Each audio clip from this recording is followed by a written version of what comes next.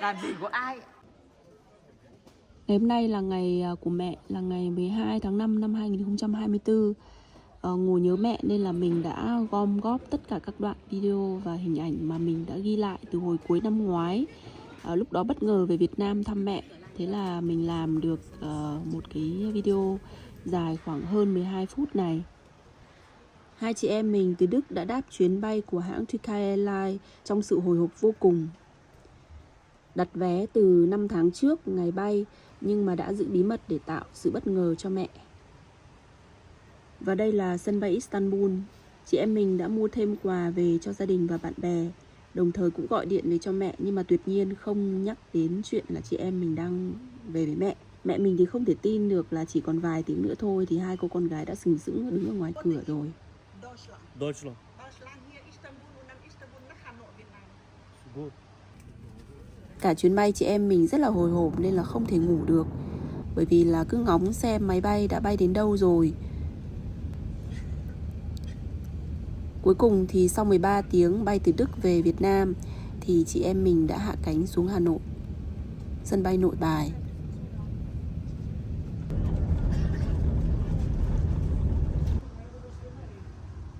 Thời tiết ngày hôm đấy rất là đẹp.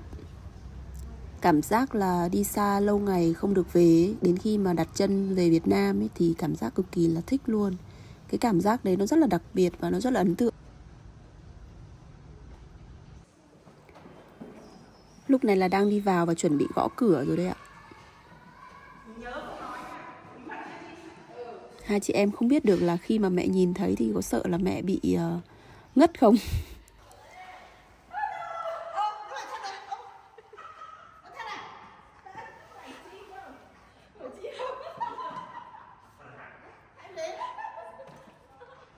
Bác. Làm gì có ai. Hôm nay anh thằng Hà ra xem. Đâu. Anh cháu, anh Linh ơi. Ô, chi về thật à?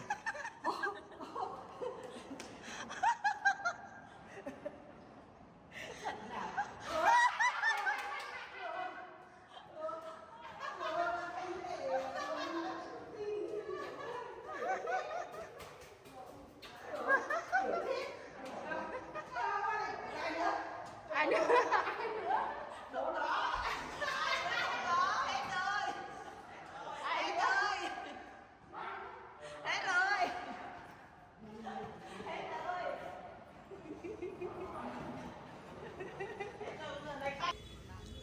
Ngày hôm sau thì hai chị em mình đã đặt một cái khách sạn ở trung tâm thành phố, ở trung tâm phố cổ, để tiện đi ngắm nghía, ăn uống đến đêm muộn. Rồi sáng hôm sau là hai chị em sẽ đi Tam Cốc Bích Động chơi.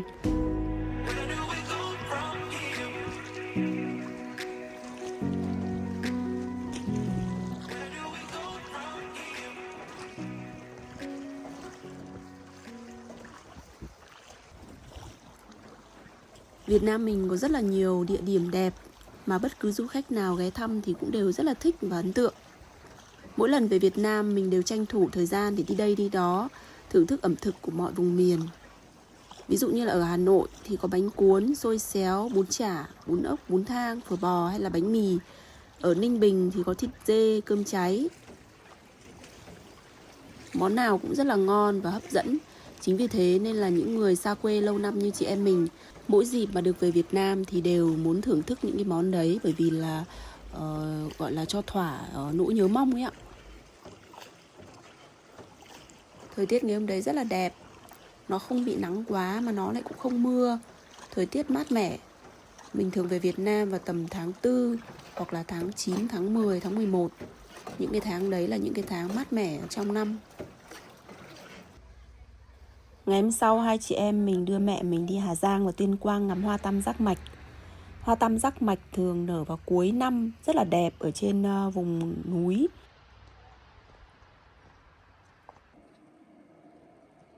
Đồng Văn Mèo Vạc thì địa hình nhiều đồi núi nên là khách du lịch từ các nước châu Âu rất là thích, họ đến đây rất là đông.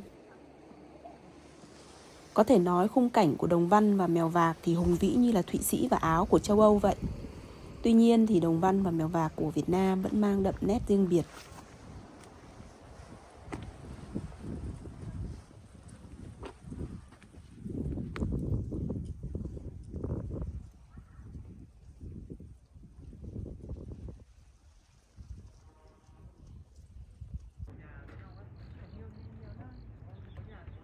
Nếu như ai đã từng đi Thụy Sĩ thì có thể thấy là màu nước của dòng sông Nho Quế nhìn từ trên cao không hề khác một chút nào so với màu nước của hồ Lu Sơn ở Thụy Sĩ.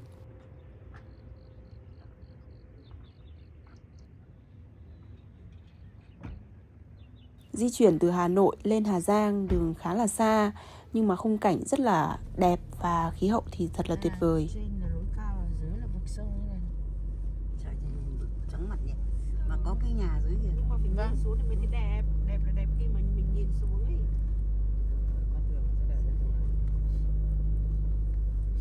Mắt thường nó sẽ đẹp hơn, mình đứng mình nhìn đẹp hơn ở trong ảnh.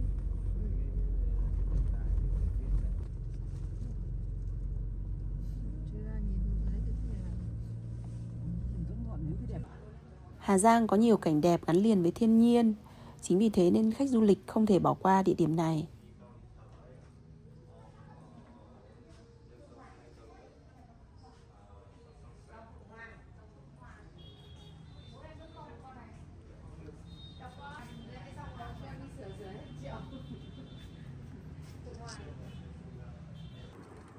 Đoạn này là trên đường đang đi ra bến thuyền của sông Nho Quế.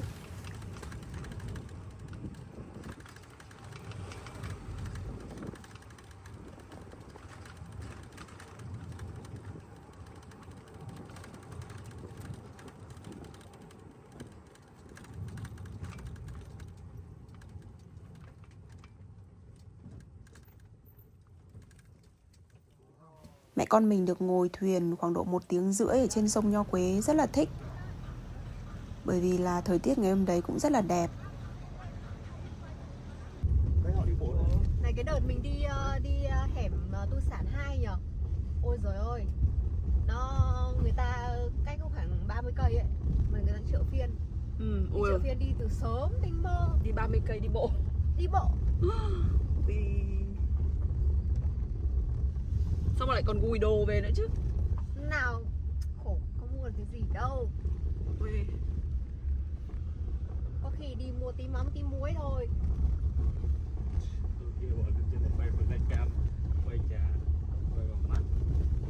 Mang hẳn đấy.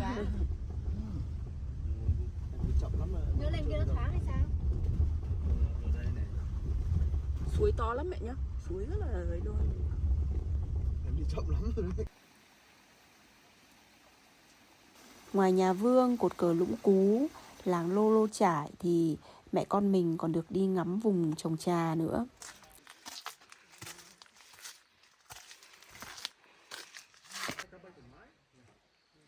Đây là lần đầu tiên mình được nhìn thấy hoa trà, cây trà và quả trà. Và vùng trồng trà này thì ở Mèo Vạc ạ.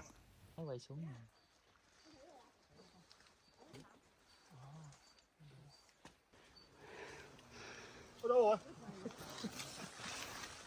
Cua đi bán buồn thì nó quay không?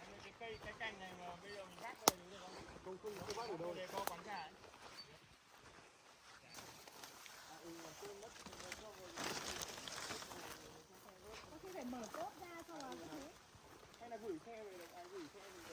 Trong lúc Mải quay chụp thì rất là sợ vắt cắn. Đứa em họ nó còn phải nhắc là chị ơi đi nhanh lên không là vắt nó cắn đấy. Đi nhanh lên, đứng đấy bắt.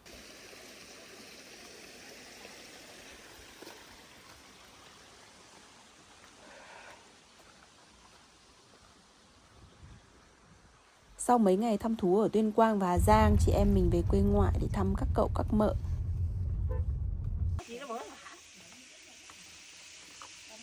Quê ngoại mình ở Hà Nam, mỗi lần được về quê được vào trong căn bếp củi này rất là thích.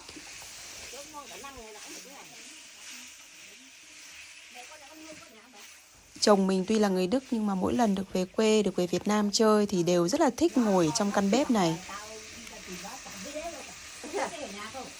Nếu cô chú anh chị em còn đang xem đến đây thì mình mời mọi người xem những hình ảnh chuyến đi của chị em mình với mẹ mình.